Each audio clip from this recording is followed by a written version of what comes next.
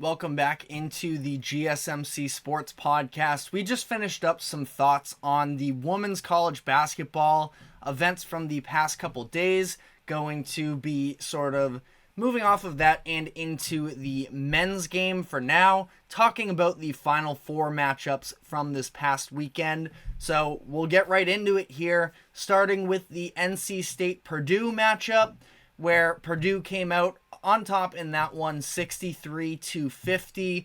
Ultimately, it was sort of what we could have come to expect from a 1 versus 11 seed in this type of a matchup. But that being said, we also didn't necessarily know whether or not Purdue, with their track record of double-digit seeds in the tournament, losing to double digits 3 tournaments in a row, there was definitely a chance here. NC State, they just didn't have the legs necessarily to keep up with the likes of UConn, or Purdue, that is. But do want to credit them for a phenomenal run. Was one of the biggest storylines of this tournament, and for a tournament that was very much outside of the round of 64, very chalk, NC State just kept coming back and knocked off a handful of big-time programs on the way, took out a 2 seed, took out a 4 seed, and it was a ton of fun to see with them. And,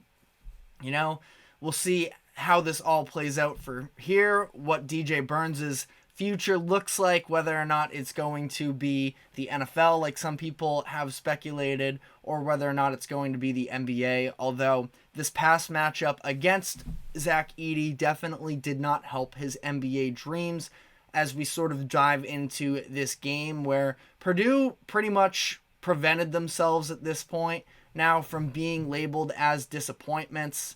If they lose to UConn tonight, barring anything crazy happening and them looking like they don't belong on the same court as them, this run has been very much respectable, and we'll get into UConn later in the show, but they have legendary status on the line, and it's hard to consider them losing to a team like that in a championship game to be a disappointing season. But now on this matchup against NC State, it really wasn't Purdue's prettiest outing, but they controlled the game all the way through, where they did have some uncharacteristic turnovers in the first half. Zach Edey and Braden Smith combined for 8 alone in the first half. Huge props to Ben Middlebrooks for the role that he played in this game and the defense he played against Zach Edey, where the expectation was that it was going to be Edey versus DJ Burns,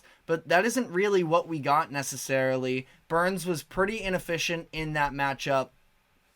On defense, he was in good position, it felt like, defensively against Edey all that time, but the height difference was just far too significant, and he really wasn't able to disrupt that hook shot of Zach Edey. And on offense, he wasn't bad necessarily, but his whole advantage that we've seen from these past few rounds was that he was big enough to force other teams into a double. He was great at passing out of those double teams, and Purdue just didn't have to do that with Edey for as much sort of slack that he gets on the defensive side of the ball. When he is posted up, Edey that is, he can be a real disruptor, and curious to see what it's going to look like against Klingon tonight, where Klingon has maybe a little bit more height on him, and that matchup is more even. But ultimately, again, the Boilermakers didn't have to double team Burns, which made the offense that NC State's been running all these past few weeks a lot less efficient. And it was pretty interesting in terms of the Edey versus Burns matchup. Teams actually decided to match up differently for a lot of the second half, that Middlebrooks was the one guarding Edey. Burns was matched up against Trey Kaufman-Wren, and vice versa as well. But the turning point was in that second half when Burns and Kaufman-Wren went to the bench. Purdue put in Mason Gillis, and the spacing with that lineup for Purdue, where we've seen a dramatic turnaround in terms of their shooting capabilities from last season to this season is tremendous, and that's what came up big for them in this game. Lance Jones knocked down a handful. Fletcher Lawyer, a very solid three-point shooter as well. But when Kaufman-Renn was on the court alongside Edey, NC State had Burns also still roaming in the paint because Kaufman-Renn can't necessarily space out as much.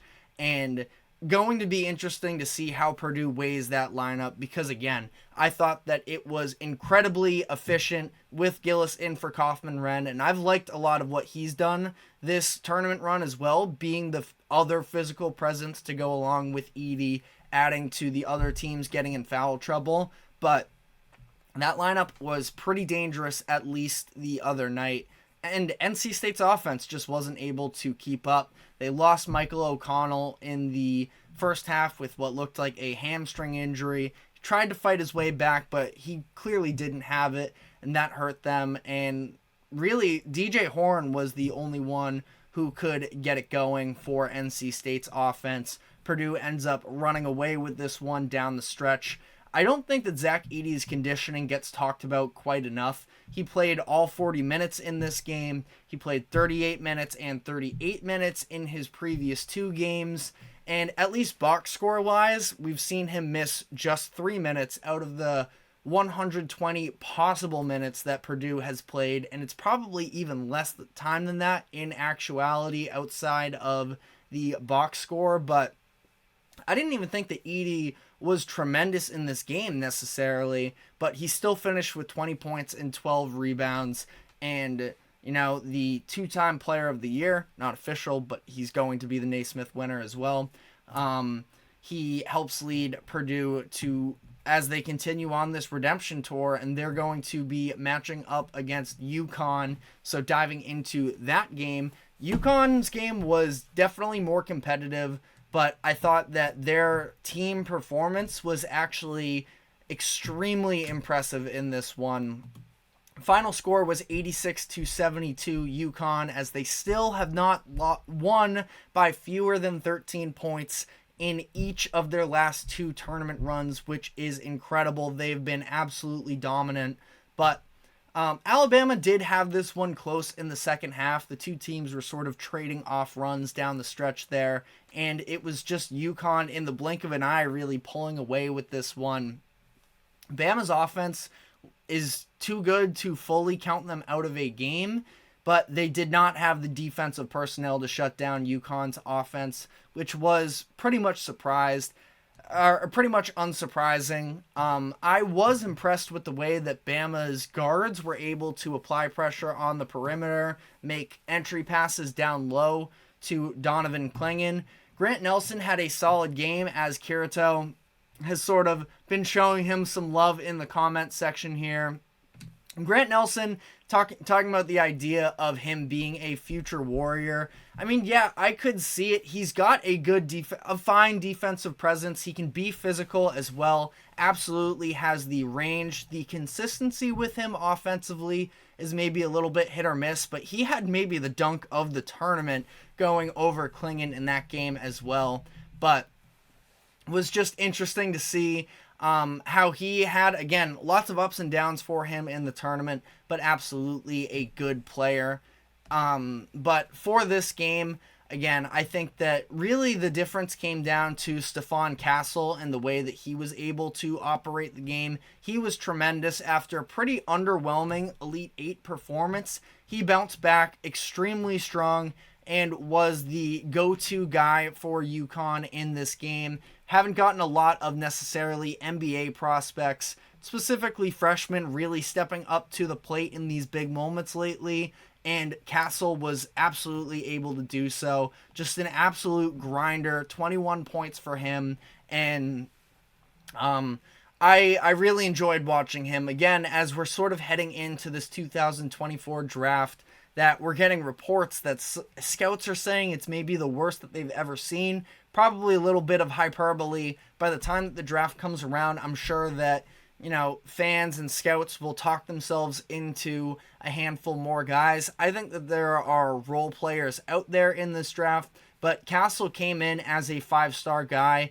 dealt with an injury early in the year and took him some time to really work his way into the type of player he is now. One thing with him is shooting, but once he gets that down, and that's the thing, is Alabama was giving him shots on the perimeter early on, and he ended up knocking down a couple threes that were a very, it made a difference. Now, again, he sort of fell off afterwards, he ended the night 2 of 6, but the fact that he wasn't scared was really encouraging for me to some level. And he actually ended up picking up a handful of fouls late in this game that I thought could have, again, can't always count out Alabama because of their offense. And the way that he was able, he picked up a few fouls and he went to the bench with a few minutes left. And UConn just sort of left him there because of the fact that they had others stepping up. Donovan Clingan, who again, I've sort of been up and down on as a prospect during this season. He really established himself in this one, as he did against Illinois as well. And just working the glass, being the defensive anchor that he is, being the pick and roll threat that he is, one of the best rollers in college basketball. That was a lot of fun to see. Tristan Newton, who has been a little bit quieter during their tournament run here, he was big in this one as well. And Dan Hurley and the group are headed back to their second straight national championship game, trying to keep this streak alive, being the first team to repeat since Florida in the 2006-2007 seasons.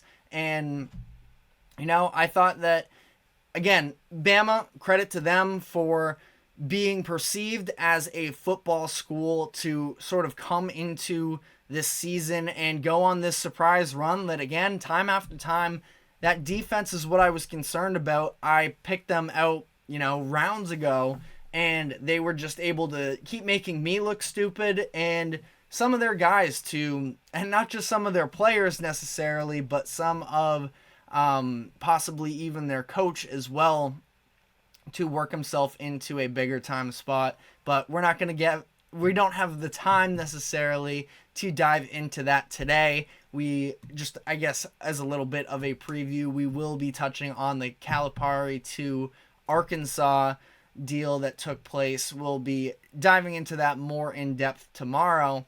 But again, tons of credit to Alabama, but ultimately, UConn and Purdue both covered their double-digit spreads headed into this game. It's funny, UConn just keeps covering too, and Vegas is trying to make these lines double digits, enticing, trying to thread the needle, but they just have not been able to actually nail it yet as UConn continues to roll. But we are going to be taking our final break now, and when we come back on the other end, we will be getting into tonight's matchup and previewing that. So stick with us, and we will be right back.